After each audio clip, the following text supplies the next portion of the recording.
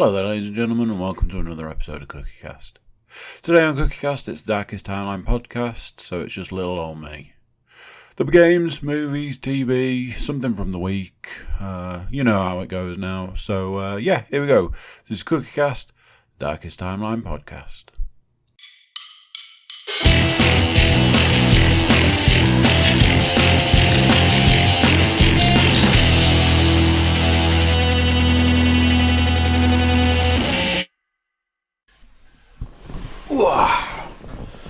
Right then. Waited for all the noises that the laptop was making to stop, and then it made more. So I'm glad I waited an extra moment. Hello, ladies and gentlemen. It is me, Cookie. Apparently my laptop has decided to turn into an airplane and try to take off. I'm sure you can hear that at this point in time. Breaking news, at this point I am not drinking an energy drink or a cup of coffee. Not because I've seen the error of my ways and decided to have a life-changing moment. I've already had an energy drink and I didn't feel like I needed another one. I have juice, made by my own fair hands. So there's that. In some ways this is what might be considered a slow news week. What some of you might not be able to believe. I don't have anything to talk about. That's not to say I haven't got stuff to talk about. I mean, nothing's happened in the last week where I've gone, that's a podcast subject. I got to today and I was like, I don't really have anything. So then I started square peg round hole situation. I was like, well, there was that happened, there was that happened, there was that happened. But it was all, often it's stuff that I bitch about. I don't have anything to bitch about. That's not true. I've got lots of stuff to bitch about. Nothing you'd want to listen to. I've got stuff, I've got stuff to talk about, like the review stuff, the games, the movies, the TV shows, things like that. There's podcast business I could talk about. We could talk about how much the Americans love the podcast. I know that's been a thing for a while, but it's like a major thing these days. I could tell you some of the podcasts I've been listening to recently that I've been really into.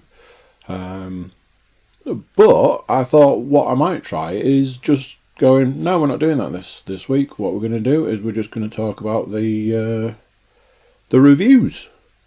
I'm aware it sounds like I haven't done anything. It's been an incredibly busy week. Like super busy. Like the weekend was non-stop. Last week was like, each day there was something that needed doing. Double podcasts, as always, my podcast, various different jobs and bits and bobs. Went swimming twice last week. I'm not saying that as an achievement, I'm just saying, stuff happened. It was a busy week. But for whatever reason, I haven't got here's something I want to talk about. So, straight to the list, kids. Can you believe it? Straight to the list. There's a few things on the list. Not a shed load. A couple of things people might not be overly interested in. I got a weird one. I've been talking about Daybreak last week. I can only presume I hadn't finished it. It was last week where I had 2 episodes left. The weirdest thing is that I feel like I've talked about it. I feel like I remember reviewing it.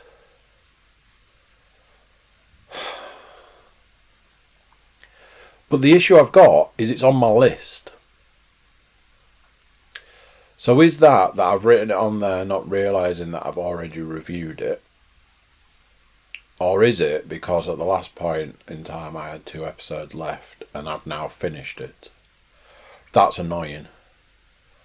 I finished Daybreak.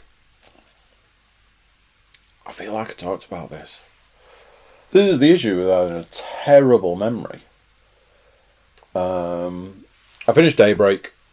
Daybreak, for those of you who don't know, is Netflix original series based on a comic book. I have talked about it already, I know that much. I don't know if I've given my final review. I feel like I did. If I find that I have, I'll edit this out so you don't have to listen to it again. The juice.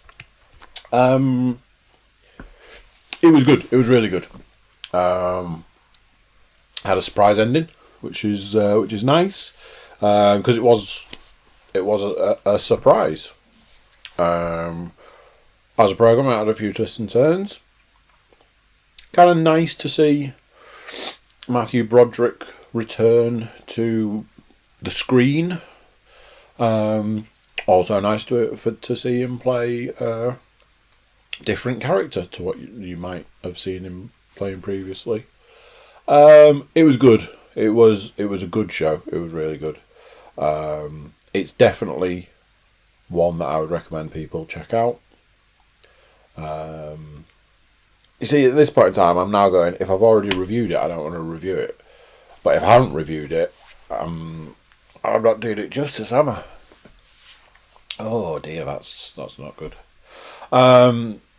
Daybreak. Go and watch it. Give it a whirl. It's 10 episodes. What you got to lose? Other than time.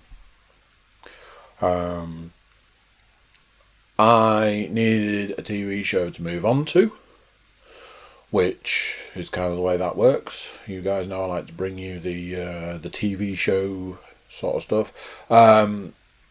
One of those, it's not super current, and it's not you can't put it on Netflix. Well, no, that's not true. You can put it on Netflix because I believe it is on Netflix. However, this series isn't.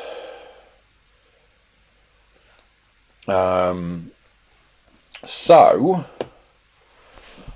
I started watching series 3 of Ash vs. the Evil Dead.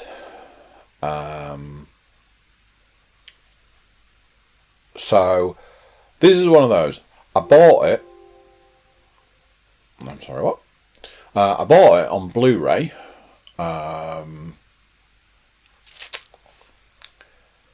Now then, was it when I was... So...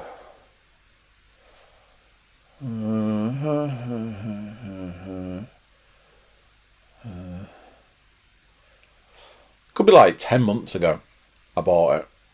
It sat on a table in the living room for what is like 10 months, and it was always I must get around to watching that.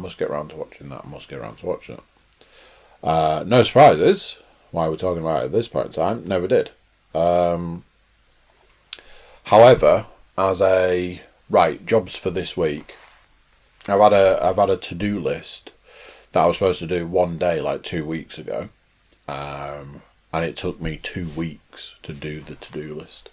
And one of the last sort of things was, when I finish Daybreak, I'm going to start Ash vs. the Evil Dead Series 3.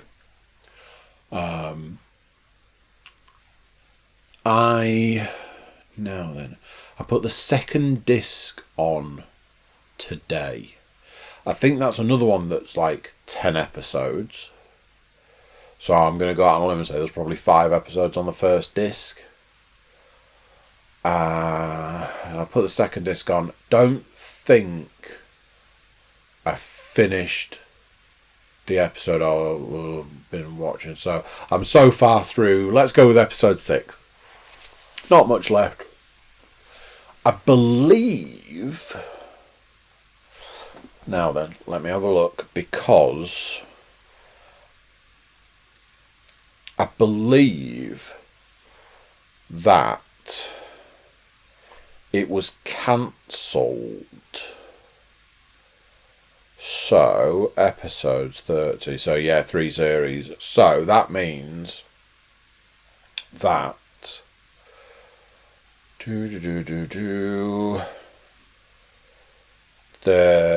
it was cancelled either before Series 3 started, or during Series 3, or after it finished. Who knows? But it was cancelled. It's one of those. It was on Stars, which I don't know how American TV works over. I know that there was this influx of not TV channel. I don't know how it works, but Ash vs. the Evil Dead was on Stars. I think they've had a handful of series, and I think they've been a bit hit and miss.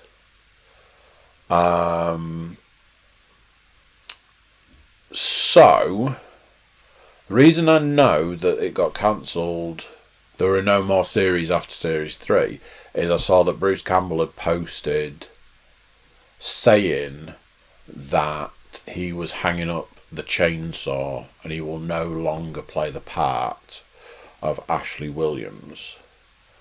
So that kind of... don't know what will happen from there. Obviously, we've had an Evil Dead remake with a female lead, so maybe they'll just take it down the route of rebooting, recasting, and that sort of stuff. For those of you that don't know, Ash vs. the Evil Dead is a TV series that's come off the back of the Evil Dead movies, Evil Dead 1, 2, and Army of Darkness. Same character, which is Ash, and putting him back into that world X number of years later. The first episode was done by Sam Raimi, who did the films originally, and then it's been sort of handed over to other people to do. I will admit that they're doing a very good job of sort of keeping in the vein of the Sam Raimi stuff, especially like the later stuff, the Army of Darkness.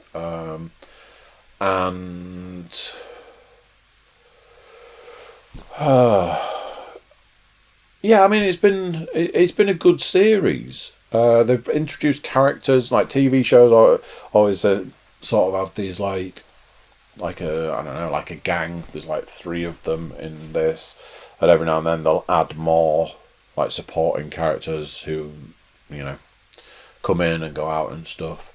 It's got... oh, now what is her name? Oh man, Xena. What was her name?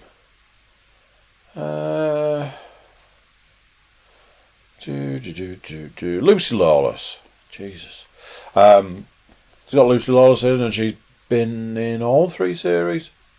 Anyway, Series 3, obviously it's established, it's embedded. You've got Ash, you've got these supporting characters, and then we've got these other supporting characters that one's just come into this series, that sort of thing. It's enjoyable. It's sort of, it's for TV, so you've got like the swearing and the stuff in it.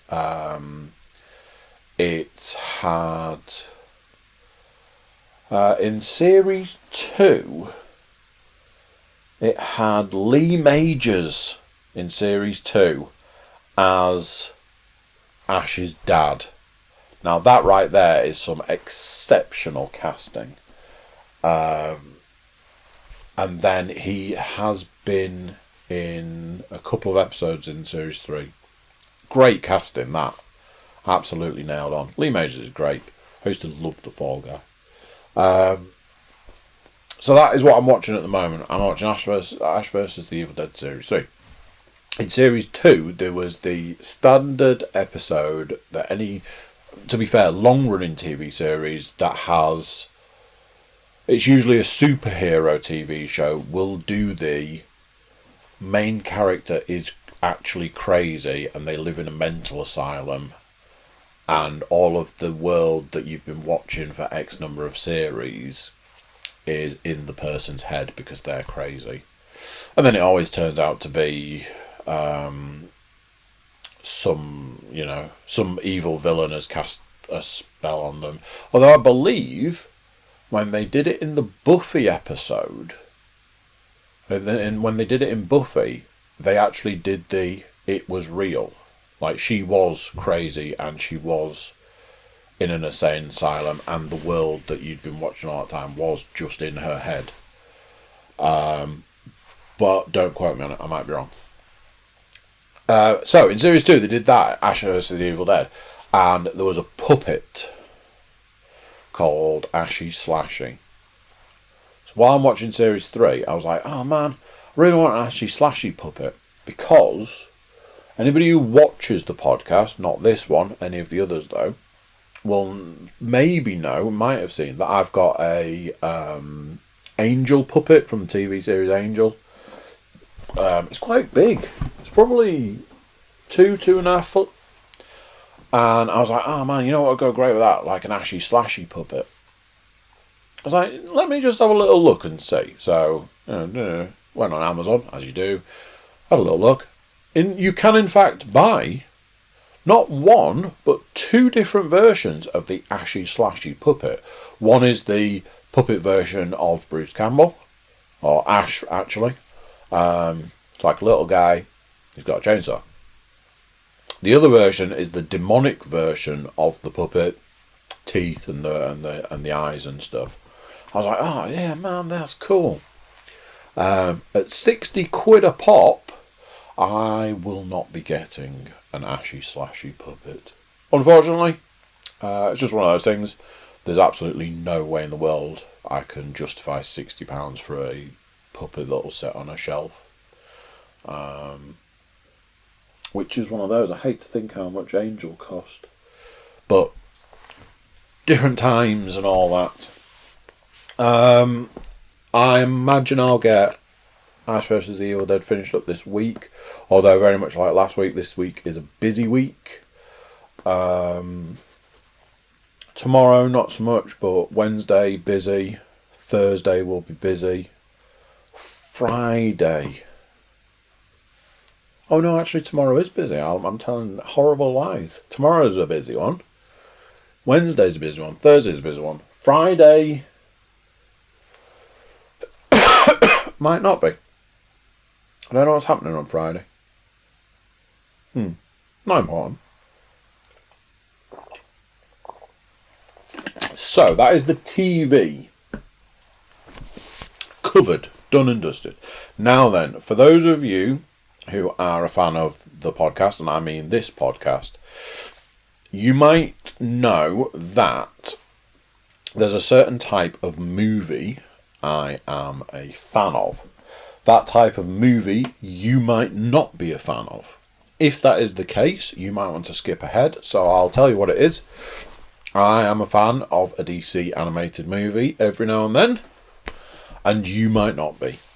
If that's the case, I would jump forward about 4 minutes, let's say.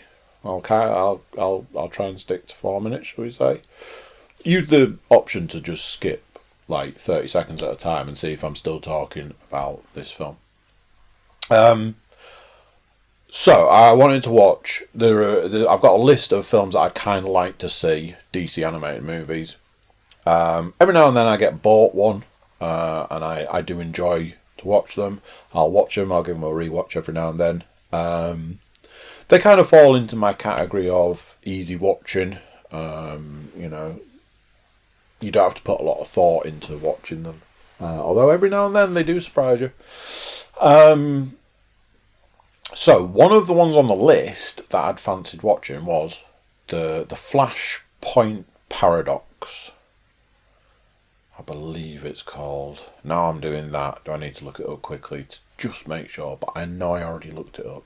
Flashpoint Paradox is a DC animated movie, which works on the principle that it's a Flash-based story, but a Flash that is a member of the Justice League. So there are other Justice League characters in it, but it is also based in the principle that the Flash has the ability, or one of the abilities the Flash can do is he can travel through time because he can break the time barrier. I think this has come up a fair few times before in various different things, comics, TV series, etc., etc. And you see, this is the thing. I had a way that I could have watched it that was definitely totally legitimate. When I went to actually sit down and watch it, I couldn't do that. For whatever reason, the search function was returning an answer. When I went on to the answer, it was like, nah, mate, don't know what you're on about. It's like, cool. Tried a few other things. Some things worked, some things didn't. Was like, great, can't watch that. That was like a good source for watching the DC animated stuff without having to pay for it. So, I'm like, how can I do this? So I'm like, hang on a minute. Pretty sure I've watched entire films on YouTube before in like 5-minute clips. So if you're lucky and you Google, they're usually animated movies. If you if you YouTube the name of the film that you want to watch, animated, like I say, then put full movie after it. Sometimes you're really lucky and somebody has just basically uploaded a movie in snippets to YouTube, which you would think would get copyright struck, but it doesn't. I don't know why. I've done this before. I watched a Shazam movie, an animated Shazam movie, a little while ago, and I watched the whole thing on YouTube just one Saturday afternoon. I started watching like the first clip and I was like, cool, but then it automatically played the next one, and after a while I was like, has somebody uploaded the entire film? And the answer was yes. The problem with it is that sometimes it gets a bit sketchy. You also have to jump around a bit to watch them. Sometimes you have to skip like it's a 5-minute video, but you have to skip the first 3 minutes to watch the next bit where you're up to and stuff. Sometimes they have little break, like advert break type things. So the issue with this one was, I'm pretty sure I've missed the crucial part of the film where basically the Flash goes back in time and changes something. Now, here's the thing. Either they show him thinking about it, or they just glossed over it to keep the suspense, or the version I was watching had it missing. Because there's a conversation right at the end where like two characters are trying to piece together what happened, and one of them's like, oh, you know what happened, and he's like, I don't know what happened. What happened? And he's like, well, you changed the past. How did I change the past? No guesses who one of the characters was. Oh, well, you did this. You know what you did. And he's like, oh, I did that.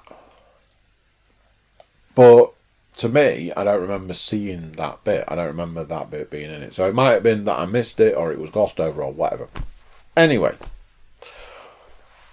one of the things about a lot of the DC animated stuff now is that they've realised that the people that do the DC animated stuff have obviously realised that it's not necessarily for kids.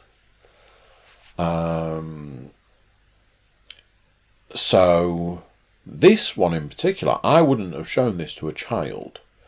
It was quite brutal in a lot of places.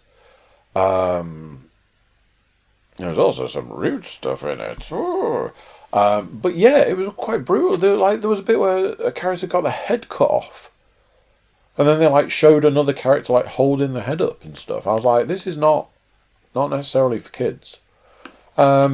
So that's kind of, for me as an adult, as a fan, yes, it's animated, but I always say there's a lot more you can do with animation than you can with live action stuff.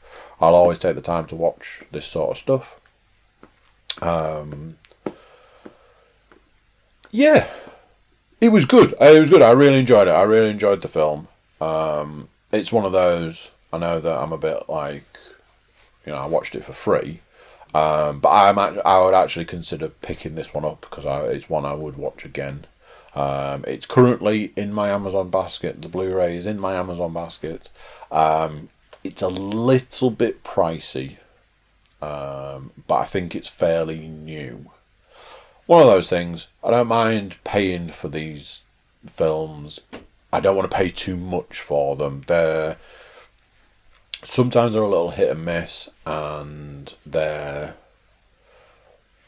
rewatchability is sometimes not overly great.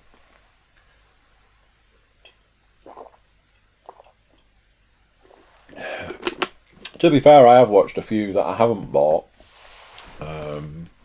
through various means, and that has actually made me go, oh, I'm going to buy that. So, swings and roundabouts. But that was the DC animated movie, The Flashpoint Paradox. If you're a fan of DC or animated movies, or The Flash, but like I say, there's Batman's in it, Kevin Conroy Batman as well.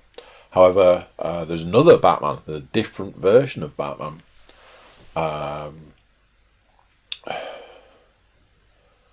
Superman was in it. Wonder Woman, Aquaman, people like that, they were all in it. Green Lantern. Nathan Fillion, Green Lantern. The definitive Green Lantern. It's one of those things like growing up, and when I say growing up, I mean as a grown up, I watched the Justice League. And there you kind of have like the voice actor cast that is the ultimate voice actor cast. So basically it's everybody who did the Justice League voices, like Kevin Conroy's Batman, and I think it's like Tim Daly who did Superman, the lady that did Wonder Woman. I would always have Hal Jordan being voiced by Nathan Fillion. So those are like your perfect voice actors for those roles. So yeah, that was the Flashpoint Paradox. I watched an actual movie. Any of you that tuned out for the DC animated stuff, you can tune back in. However, we're back into what is potentially a bit of a niche. So I watched a movie. Did not go into this film with high expectations, and let me tell you why. So the movie I watched was 3 from Hell. So we need to jump back in time. We need to skip back through time. 3 from Hell is a Rob Zombie movie. It's the third in the Firefly trilogy, I believe they're calling it. So, the first one was House of a Thousand Corpses. Second one was Devil's Rejects. And now they've got 3 from Hell. House of a Thousand Corpses, I mean, the number of stories around that film are legendary. I think there was a point in time where Rob Zombie wanted to release that movie at 3.5 hours. And I believe it's Miramax were like, you can't release a 3.5 hour movie, nobody will watch it. So he had to make some cuts, and then he had to make some more cuts, and they just kept saying, it's too long, you need to cut some out, it's too long, you need to cut some out, it's too long, you need to cut some out. Which resulted in a film that makes largely no sense towards the back end. It's a Texas Chainsaw Massacre homage. And those films from that sort of era, obviously Rob Zombie's big into that sort of genre of movie, and he wanted to do a homage. House of a Thousand Corpses is just, I suppose it's a cult classic at this point in time, but it's a bit of a mess. It did manage to get a sequel, and I think at that point Rob Zombie was like, I'm not dicking around with all this making a movie, making a cut, making a movie, making a cut. And I personally think, other than his remake of Halloween, it's probably his biggest movie, Devil's Rejects. I thoroughly enjoyed Devil's Rejects. It's, to me, a really good film because it's a really good film that takes an existing genre and turns it on its head. It makes the bad guys not necessarily the good guys, but you kind of root for the bad guys in Devil's Rejects. So at that point in time, in my eyes, Rob Zombie could do no wrong with his filmmaking. Halloween, his remake of Halloween, was actually a really good film, thoroughly enjoyable. The sequel, the second Halloween film that he made, was not as good. And then we enter what is known as the dark times. So, Rob Zombie made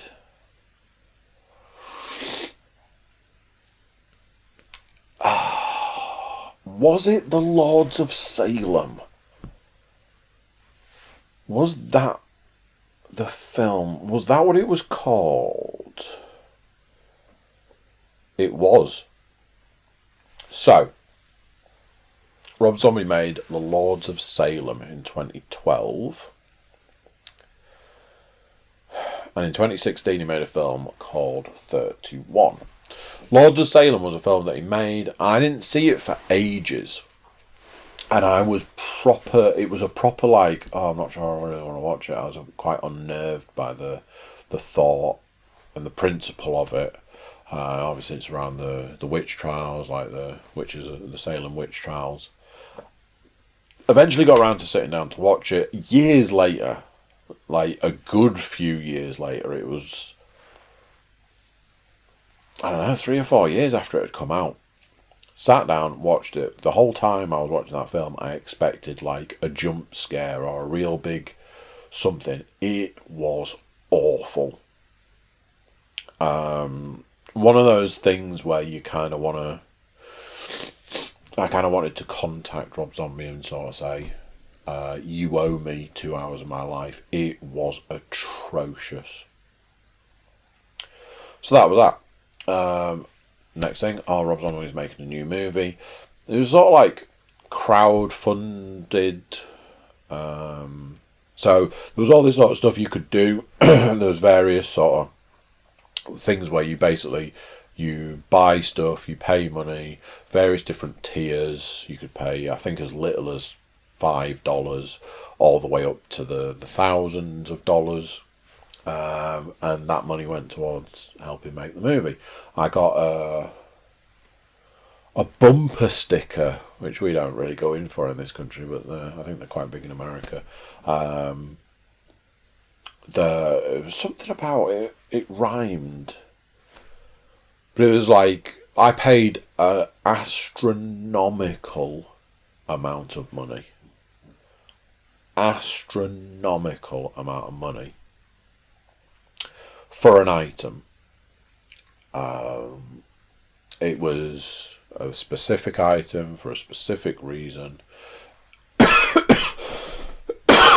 It was signed. It looked great. I was like, I'm happy to pay that sort of money. At the time, I was happy to pay that sort of money because of what it was. It was a gift, and it was supposed to be like quite a special item. And then it turned up, and not quite as promised. So I then had to spend more money on top of that to turn it into something usable, which I did. And that was that. So I feel that I put quite a lot of money into the making of 31. I currently have on my wall in the podcast studio another piece of memorabilia from that time, which was a gift to me. It's signed by various cast members of the Devil's Rejects, Rob Zombie, Sherry Moon Zombie, people like that. It's still up. It's still, it still holds pride of place. So a lot of money went into from myself and others into the making of the film 31. Again, it was one of those, an interesting principle around that sort of style of film, Rob Zombie style of movie. I believe I've got a copy of the script as well, and I've got a copy of the movie. So, film turns up, it's like, right, okay, time to give this bad boy a watch. Put it on, watched it, and no surprises, it was absolutely fucking atrocious. By this point, I was like, right, okay, so Rob Zombie should not be allowed to make films anymore, because apparently he can't make films. What would Sam call it? The brain worm has obviously got to him, and he just lost the ability to make a decent film. So, next thing, 3 from Hell, a sequel gets announced using characters from the Devil's Rejects. So I was like, oh, okay, probably a bit late to the party, and I do believe those characters were dead, but I'll entertain it. And it was one of those, it went from, 3 from Hell's come out in the cinema, and it was like, I think it was 10 days later it was available to buy on Blu-ray, DVD and all that, and I was like, wow, that can't be a good sign. Looked up some reviews at the time it was released, and it couldn't have had a bigger mix of reviews. Literally, you'd read a review, this film is terrible, it's awful, don't watch it, Rob Zombie can't make movies, da da da. Next review, 5 stars, this film's great, this film's fantastic. Next review, 3 stars, it was okay, but next review, this film's terrible. It was just a mixed bag of frogs as far as reviews were concerned. So, I'm like, well, the only way you're going to know is by finding out for yourself. So, in the big pile of movies to watch, there was 3 from Hell. And it was kind of like, well, there's all this stuff. It all needs watching. Where to start? Let's crack on with 3 from Hell. If I'm honest, that was because I did believe it was going to be truly awful. Having watched the last 2 attempts from Mr. Zombie, I believed that this film was going to be terrible.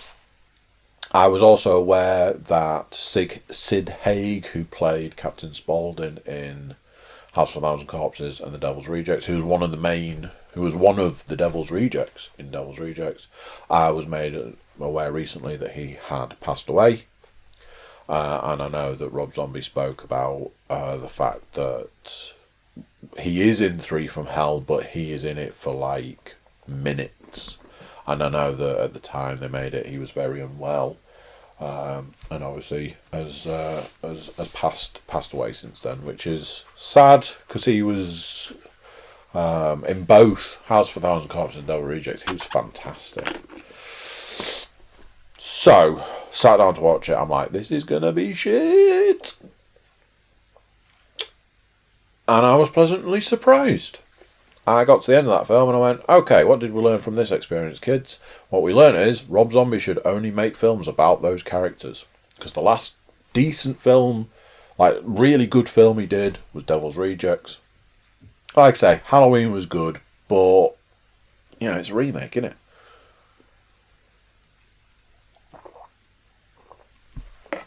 And Three from Hell was a good film. I enjoyed it.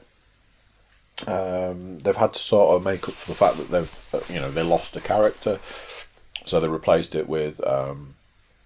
There's a guy that Rob Zombie's been putting in all of his films now, and the only thing I remember him from these days, he's been in all sorts of stuff, but the only thing that ever stands out to me that he is in, Richard Brake.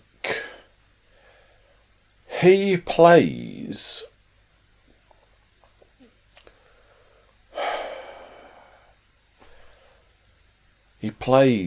what is the character's name in Batman Begins? Let me just have a look. I know this is annoying, and I shouldn't do it because I know it's annoying, but I do want to get it right. He was in a few episodes in Ray Donovan. I don't remember that. Now there's a TV series. Jesus. He was in Thor: The Dark World as well. I didn't. Well, anyway, that's not what we're doing here. Come on. Stay on target. He was in Halloween 2. A Rob Zombie film. Where the hell is it? Come on. There. Yeah, man, why don't I just say things? He was Joe Chill in Batman Begins. So he was the guy that killed Thomas and Martha Wayne. That's the thing that always stands out, apparently going through various stuff there. He's been in a lot of other things. A few Rob Zombie movies. He's very good. I believe he's very good when he's utilised correctly. Which he wasn't in 31. He was supposed to be like the scariest part of 31, and that film just missed the mark in every way, shape and form. Three from Hell, on the other hand, did not. A couple of things that were a bit... I wasn't really sure how a clown turns up at one point. And I'm like, where's the clown come from? Like, what situation has brought that clown into the story? But no, it was what it was. And then I also decided to go to Mexico, and then the next thing you see there in Mexico was like, how did you get to Mexico? It's set in a different time. I believe it's set in the 7th. Well, will it be the 80s because it's set 10 years after Devil's Rejects. So is it the 80s at that point? The way one of the characters in it dressed would suggest the 70s. Anyway, I can't tell you when it's set. It might have said in the film. I don't know. As I generally say with something I like, if you are a fan of The Devil's Rejects, House of a Thousand Corpses, give Three from Hell a watch. Finish the trilogy up, but don't take my review because, like I say, it's had a mix of reviews. Right, let's talk some computer games. Nothing new on the VR front. I had a little bit of a break on the VR front because I've had a couple of console games that I've been really into. Which we'll come on to in a minute. But today I did break the VR out again. Absolutely loving Pistol Whip. Some of the modifications that you can have on Pistol Whip make it super cool. I mean, it's super cool anyway. But there are ways to make it more interesting. So I've been trying out putting the level on hard, but then adding like no fail, so you don't fail if you get shot too many times, and then putting dual guns on, and that's just loads of fun. It's like proper like John Wick gameplay. So yeah, back on with VR stuff. Something I will say is, it does feel very much at this point in time that I've kind of as a media format, it's desperate for new stuff. I keep watching videos about this game's coming and that game's coming and watch out for this and keep your eyes peeled for this. Super excited at the back end of this month. In fact, I don't even think it's the back end. I think it might be this week, or it might be next week. Anyway, some point this month, episode 3 of Vader Immortal is going to be released. Really looking forward to that. I know it suffers with short campaigns, but as I've said before, the lightsaber dojo in the second one was worth every penny of the £8 it cost. So yeah, there's a little bit of a VR slump, in the sense that there's nothing new to get. That's not true. There's been a couple of new games come out recently, but they're not games for me. So I don't have a lot of interest in them. I'm sticking with Pistol Whip, Beat Saber, stuff like that. But yeah, it needs an influx. It needs more people working on it. But yeah, it is what it is. I can't give you a review of any games because, like I say, I haven't played anything that's new. Maybe it's me. Maybe I should be trying other games. There's still Red Matter, which I think I'll probably end up getting at some point.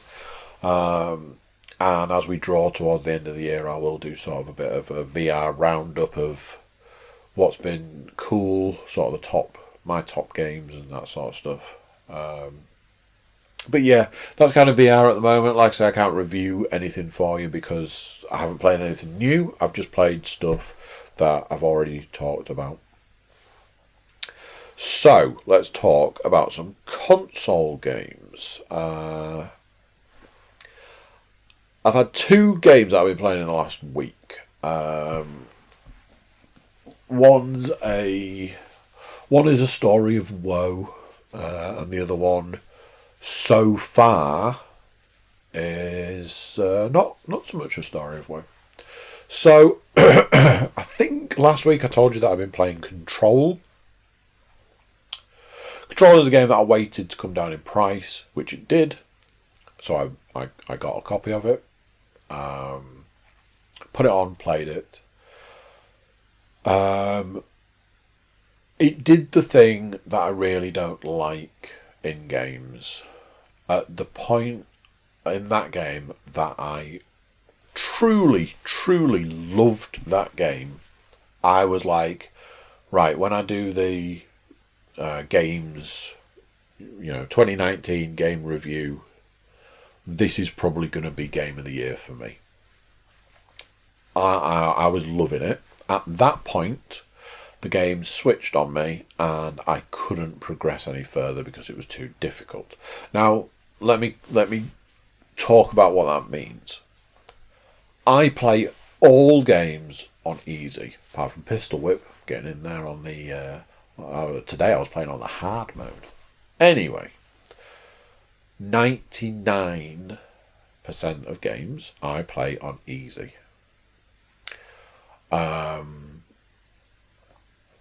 That for me means that there are certain games out there that aren't for me.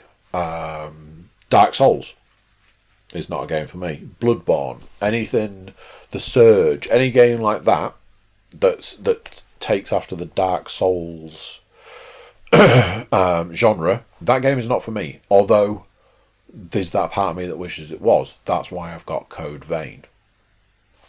Code Vein is obviously... it's not as difficult as Dark Souls. It's not as difficult, I presume.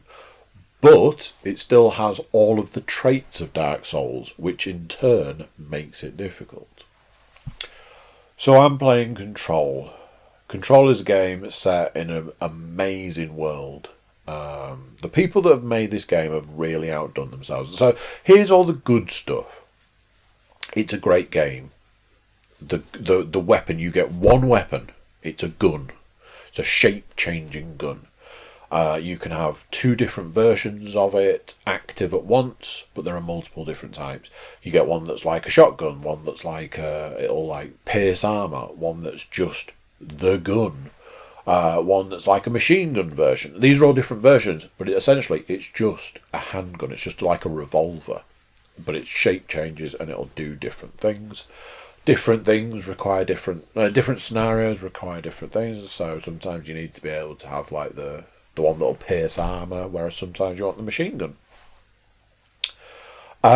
You play a female character who turns up to a building in search of her brother, and she has an ability. She has like this, like a psychic ability. As you spend more time in the game, more and more psychic abilities develop. So eventually you can pick things up and throw them. You can create a shield round you of concrete. You can do like a dash, so you can jump in the air and dash forward. All of these things. There was a point in this game, this is how much I was loving the game. There was a point in the game where I was like, man, there's like a box over the other side of that fence. What this game needs is like, not quite flying, but like a levitate. So I could like levitate in the air over the fence, land the other side. I was like, telekinesis and flight, or certainly levitation, do kind of go hand in hand. 5 minutes later, I unlocked the levitate ability. And it really did, like, it made that was the point where I was like, I think I love this game. I think I'm in love with this game. This game is freaking brilliant. It's got like the cool weapon. It's got all the the powers. The world, like, it's a shape-shifting world. You have to like cleanse the world to put it back into it's all set in one building, but the world that they've created is amazing, and it's dark and it's gritty, and it's this like I say, it's misshapen when you get there, and you have to like cleanse it of this, the hiss it's called. So I'm playing it and I'm playing it and I'm playing it, and it's one of those games that I want to play, and I'm enjoying playing it. The whole time I was like, this game's going to turn on me. This game is going to turn on me. There was a couple of points where I thought I was stuck. There was a couple of times I had to look stuff up on the internet. Now, this day and age, you don't have to do that all that often. Sometimes you do. I actually like it when you have to look stuff up. Like a puzzle. Sometimes you can work a puzzle out. Sometimes you need a bit of help. Sometimes you need a hint. Sometimes you need just a bit more. I kind of like looking stuff up online. It makes me feel like I'm getting more out of the game. So, I was loving it, but I knew that it had the possibility to turn on me. So I get levitate and I'm flying around all over the place and I'm going up and down things, and I'm like, man, this game is awesome. I get to a bit, I'm like, this feels like I'm moving towards the end of this game. That's cool. And I went into this room and I started doing something, and I couldn't do it. I couldn't get past this bit. There was too many enemies, too many difficult enemies, too many enemies attacking you in different ways. I just couldn't do it.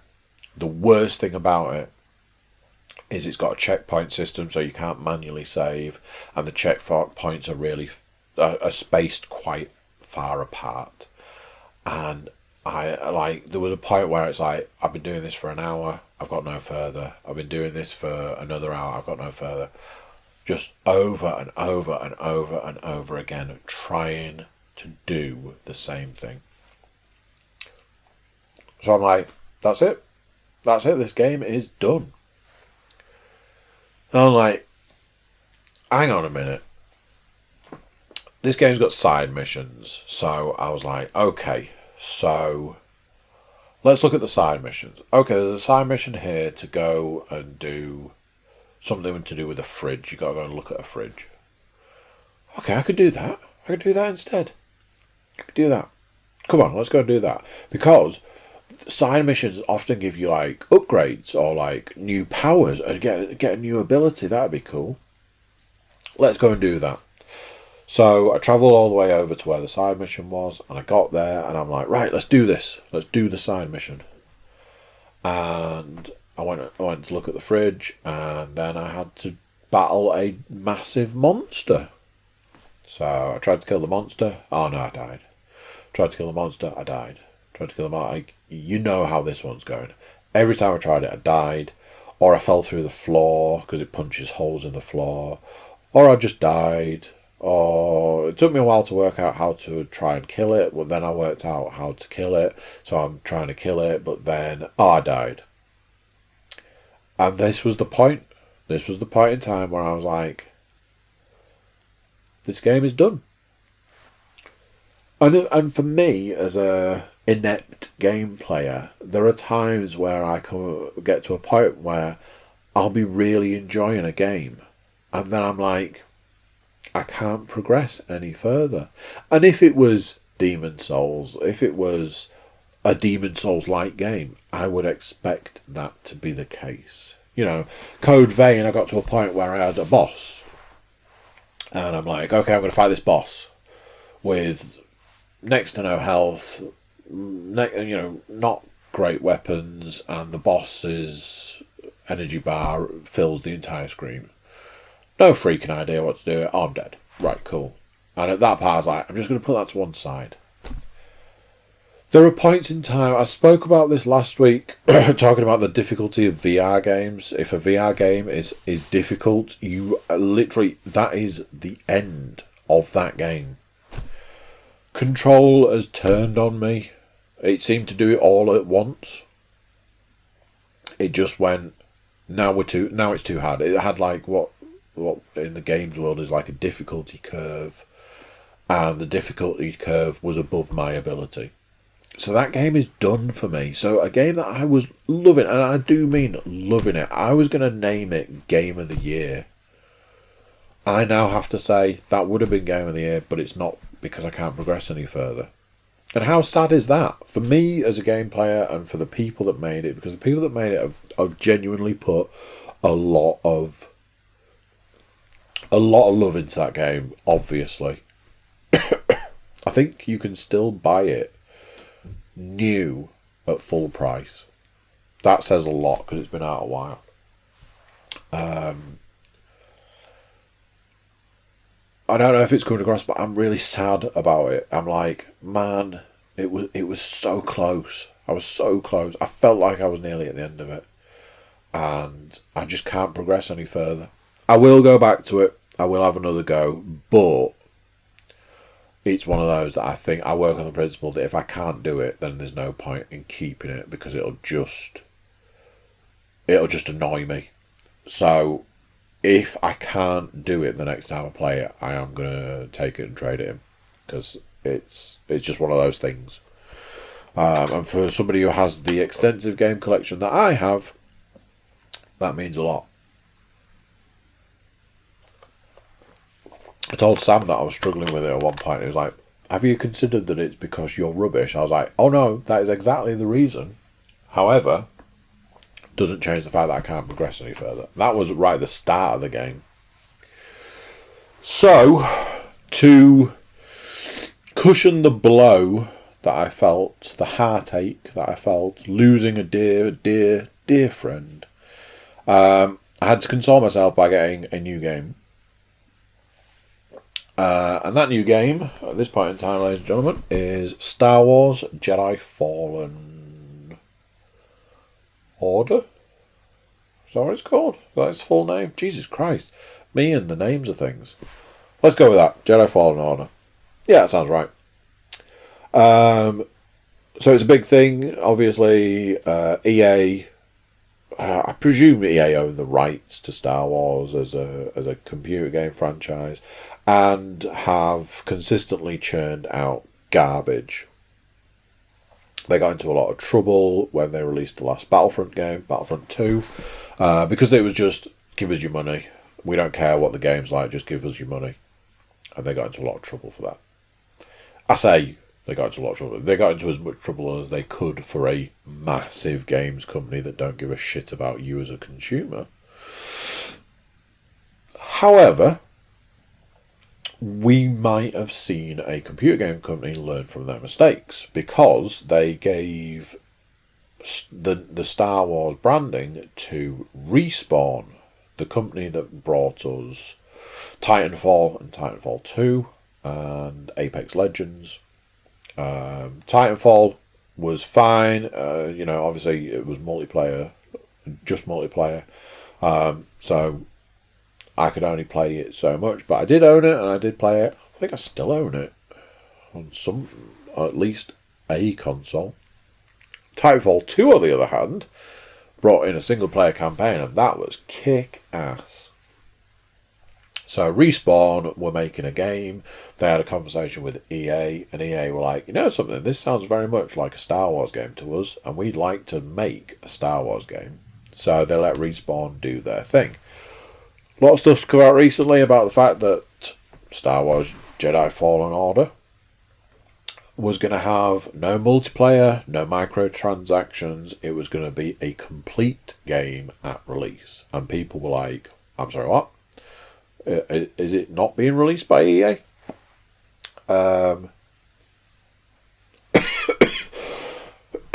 So it gets released. There was a review embargo on it. You couldn't release any reviews until midnight day of release.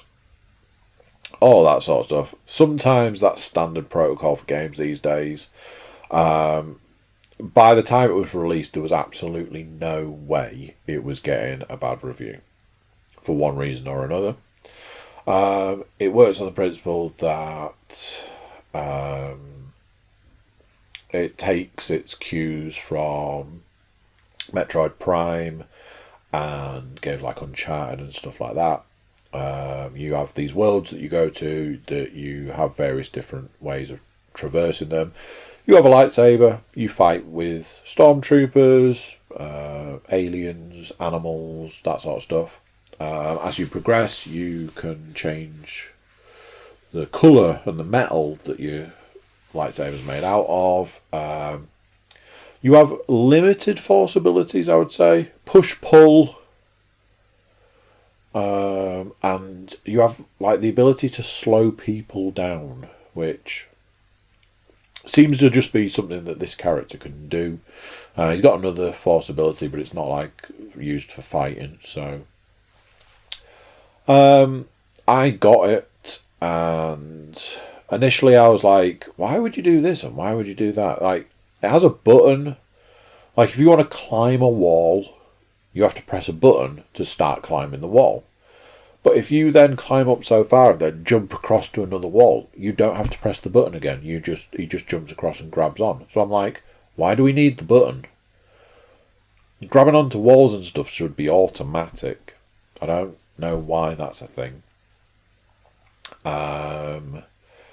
Obviously, he doesn't have any abilities to start with. You unlock wall running, which is obviously something from Titanfall, which they've put in this, which is cool. And like I say, as you go on, you get a little robot helper, BD1. He'll help you heal. There was mentions of Dark Souls. There was mention of Dark Souls type combat, but with quote unquote, but without the difficulty. I'm happy to report that I can see what that review means, but it certainly does not have the difficulty of Dark Souls. I would say I'm probably at the back end of this game by now, because I've played it quite a lot since release. It's Monday today. It came out on Friday. I have hammered it, but that's fine. You know, I like to get it played, see what it's all about. There have been, I can't spoil anything, because when a couple of things happened in the game, I was like, they've done really well to keep that under wraps before it coming out. So I can't tell you, can't say what it is. What I can say is that one of my favourite Star Wars games was it called Jedi Knight? I think it was like on the Xbox. I think it was originally on the PC, and I think there was a second one, which gave you the ability to change your lightsabers. You could have a single lightsaber, double lightsaber, two lightsabers, so far through the game.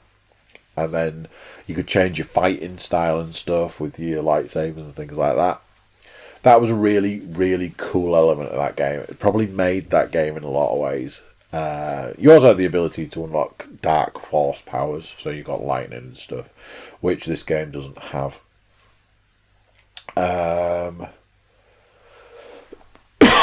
What were those other two games? Like the other two Star Wars games? Because they won't have been... Force Unleashed 1 and 2.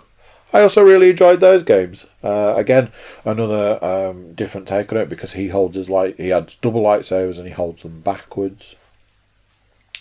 Cool little take on it. I really enjoyed the game. Played them a lot. I do enjoy a Star Wars game.